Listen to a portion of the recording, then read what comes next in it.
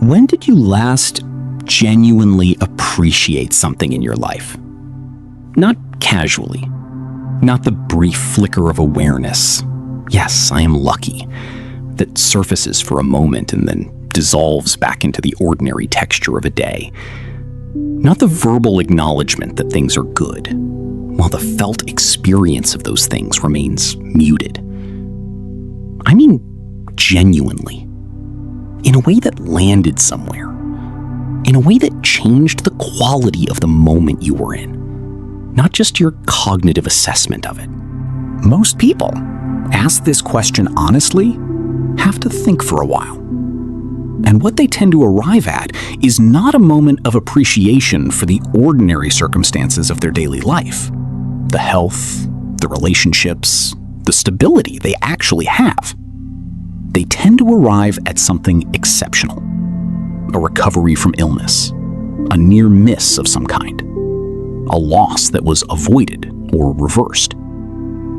In other words, they had to almost lose something before they really saw it. This is not a character flaw. It is how the human brain works. And the Stoics knew it.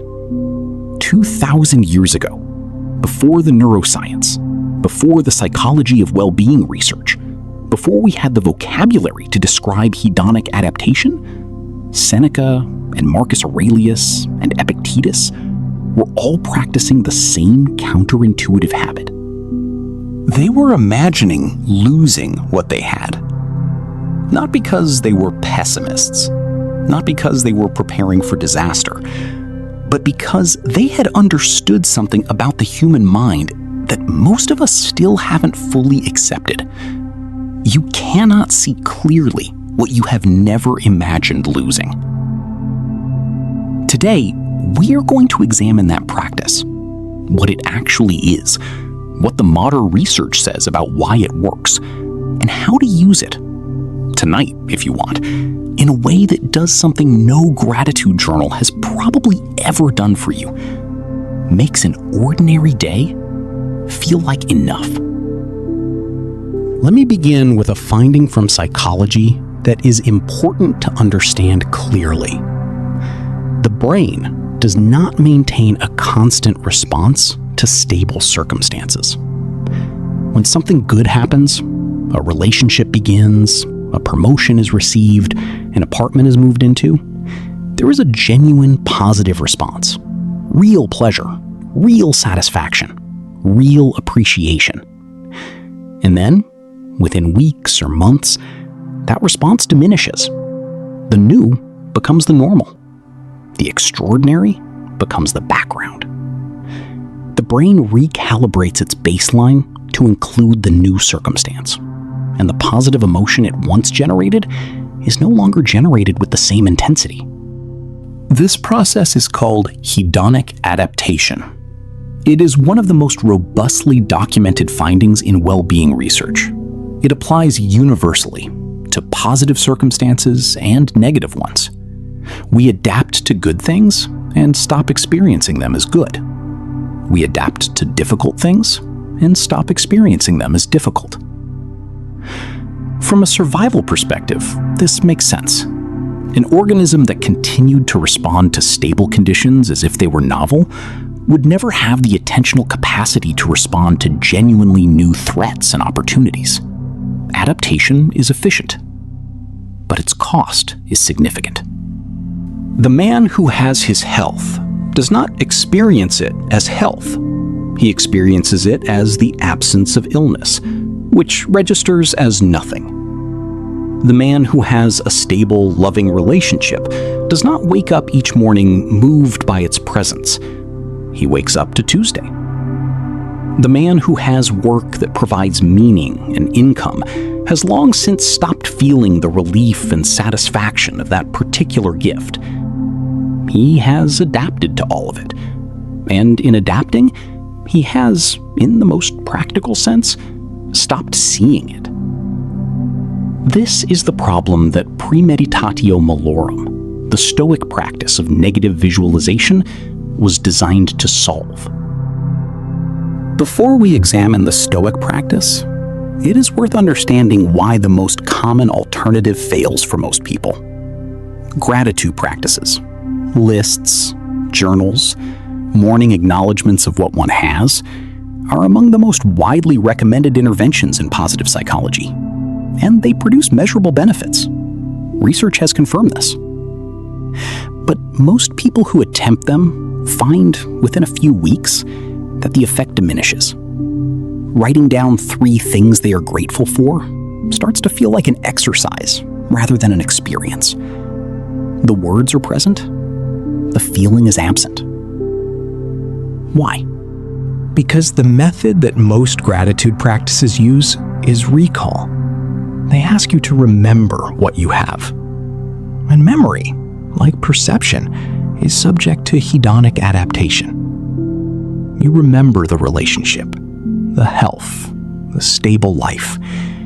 But because these things are present and unchanged, the memory carries the same muted charge as the direct experience. The brain has already adapted to them. Recalling them doesn't interrupt the adaptation. It just surfaces what the brain already knows is there, and has long since stopped generating significant emotion about. Dr. Sonia Lubomirsky, a leading researcher on happiness and well-being, found something striking in her work on hedonic adaptation prevention. The method that most reliably produced genuine positive emotion, genuine gratitude, not the cognitive variety, was not recalling the positive circumstances of one's life. It was imagining their absence, not casually, not briefly, but in specific, honest detail. Imagining what life would look like, feel like, be like, without the things currently taken for granted. The discomfort of this exercise is precisely the source of its effectiveness. Because the brain, confronted with the imagined absence of something genuinely valued, responds with something that recall does not produce: recognition. Not, I know this is good, but I see this right now, as if for the first time. The Latin phrase translates as the premeditation of evils, the deliberate prior contemplation of things that might go wrong, things that might be lost, things that might end. It sounds, on first encounter, like an invitation to anxiety. It is the opposite. Seneca, who practiced it consistently throughout his life, was one of the wealthiest and most comfortable men in Rome. He was not imagining loss because he expected it imminently. He was imagining loss because he understood the specific kind of blindness that comes with abundance, the numbness that settles over a man who has never had to go without, who has never truly registered the value of what he simply has.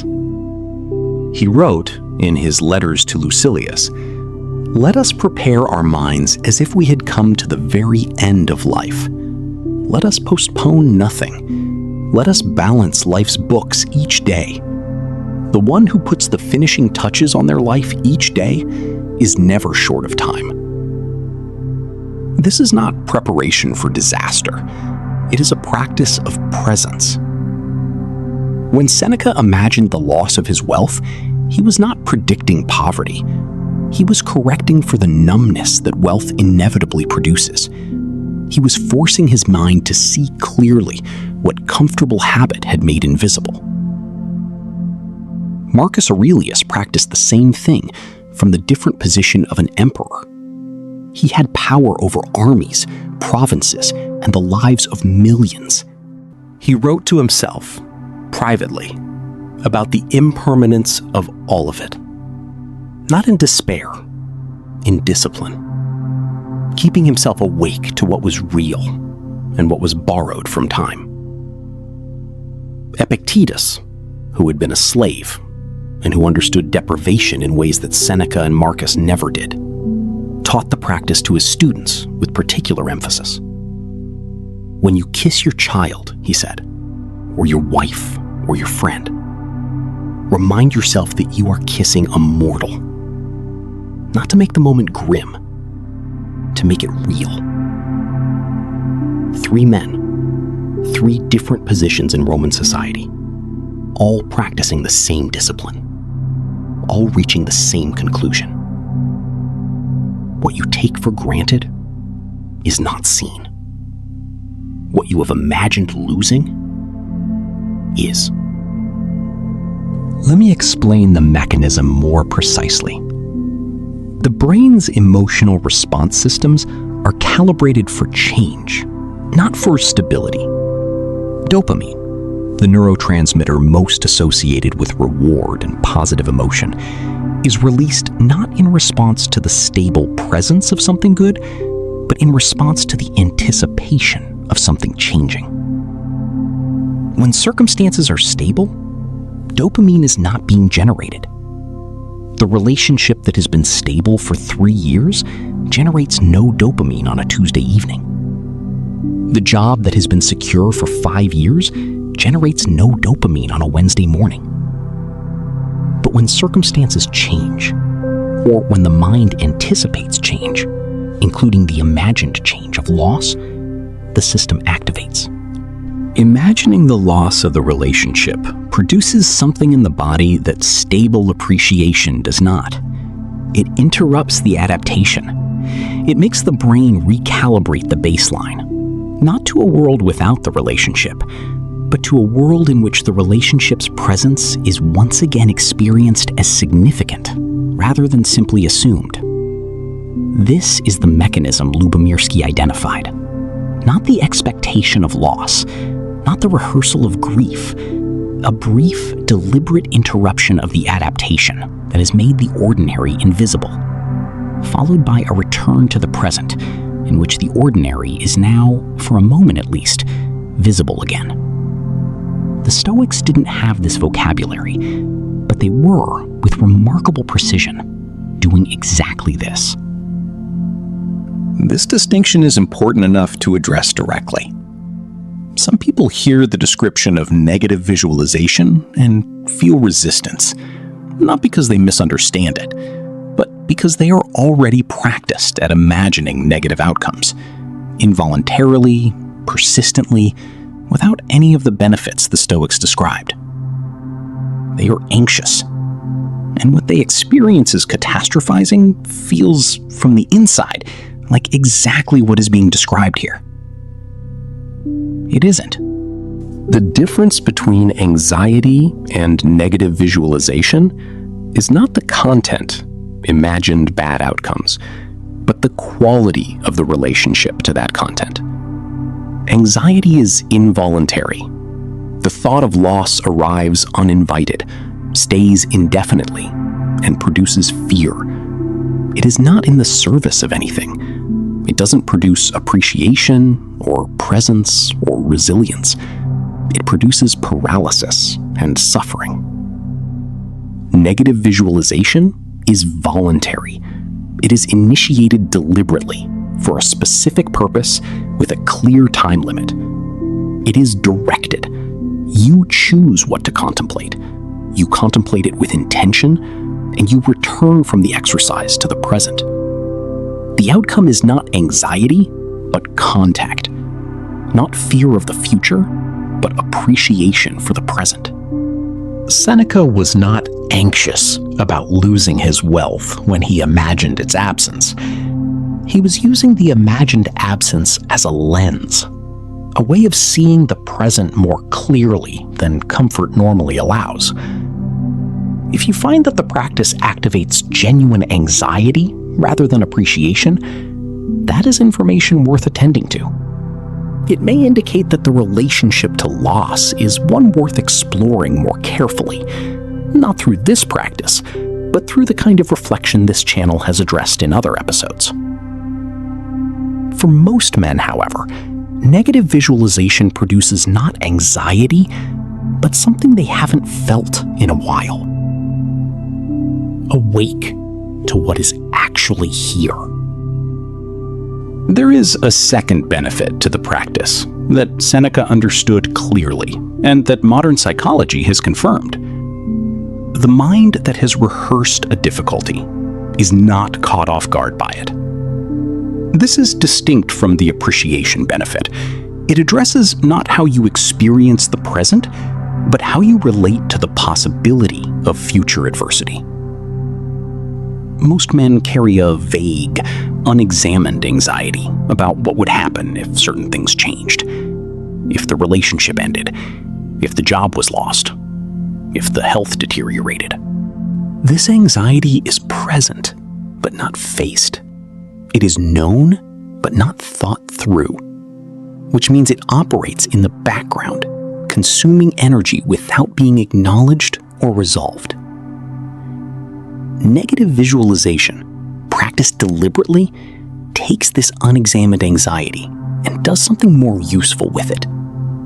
It asks, what would that actually be like? What would you do? What resources, internal and external, would be available? What have other people done in similar circumstances? The mind that has engaged these questions deliberately is not the same as the mind that is simply worried about them vaguely. It has done the actual cognitive work of preparing, not psychologically surrendering to the bad outcome, but genuinely thinking through what it would require and discovering that it would require, in most cases, things that are available. Seneca's practice of imagining the loss of his fortune was not merely an exercise in appreciating what he had. It was also the ongoing confirmation over what he could survive without it. That his identity and his equanimity did not depend on his circumstances remaining stable. That the worst, faced honestly, was not the catastrophe that vague anxiety suggested. This is equanimity. Not the absence of difficulty, but the calibrated relationship to it. The disposition of a man who has thought about loss clearly enough that the thought of it no longer has the power to destabilize him. Here is the practice, stripped to its essentials. Choose one thing, one specific thing that is present in your life and that you have, in the honest way of all adapted circumstances, largely stopped seeing. A person, your health on a particular morning, the work that provides meaning and income, the stability you live inside without registering it, the friendship that is always there when you need it. One thing. Sit with it, not casually. Take 3 minutes. Set a timer if it helps. And imagine, in specific and honest detail, its absence. Not, it would be hard. More specific. What does the Tuesday without that person look like? What does the morning without the health to walk outside feel like? What does the month without the income feel like in a concrete, practical way? What does the week without the friendship that you have never had to consider losing feel like from the inside? Let it be uncomfortable. The discomfort is the mechanism. If it is merely verbal, I suppose I would miss it. It has not gone deep enough. The practice requires enough specificity that the body responds, not just the mind. Then, stop. Return to the present. And notice what is here. Not with a forced sense of gratitude, without the performance of it, just with honest attention. The person is here. The health is here. The stability is here. The friendship is here. In most cases, not always, but in most, something shifts. Not dramatically. A quieter shift. A moment of seeing what has been present all along, as if the imagination of its absence has cleaned the glass. That is the practice. Seneca did it regularly. Marcus Aurelius did it regularly. Epictetus taught it to every student he had. Not because they were morbid or pessimistic or preoccupied with loss, because they understood that the alternative, taking everything for granted until it is gone, is far more costly and far more sorrowful than a few minutes of honest imagination each week. I want to return to the question the episode opened with. When did you last genuinely appreciate something you have? There is a version of that question that is slightly different and perhaps more useful. When did you last see something in your life clearly enough to feel its value? Not appreciate in the cognitive sense, not acknowledge. See. In the specific embodied way that the imagination of loss can produce, and that stable, comfortable familiarity cannot. The Stoics were not teaching a philosophy of pessimism or loss or impermanence as a source of sorrow.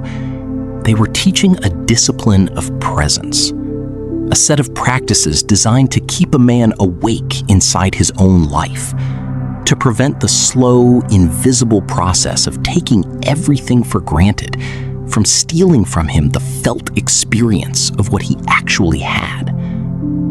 Seneca, with all his wealth, practiced imagining poverty, not because he expected it, because he did not want to spend his wealth without feeling it.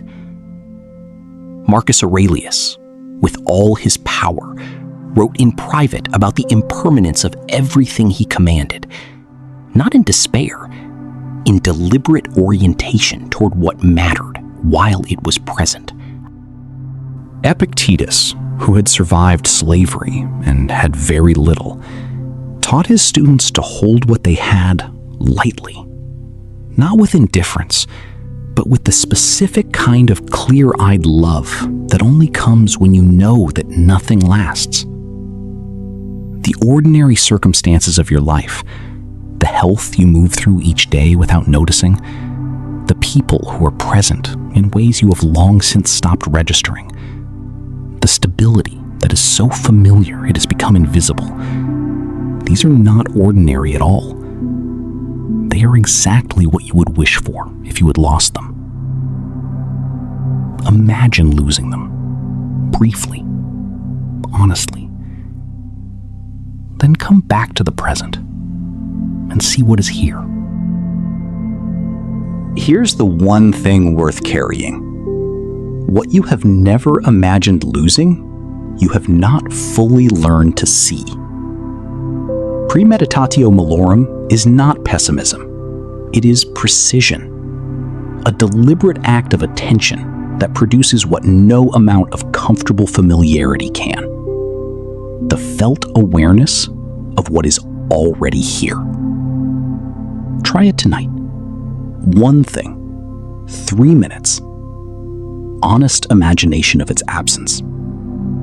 Then return. Notice what you find when you come back. I'll see you in the next one.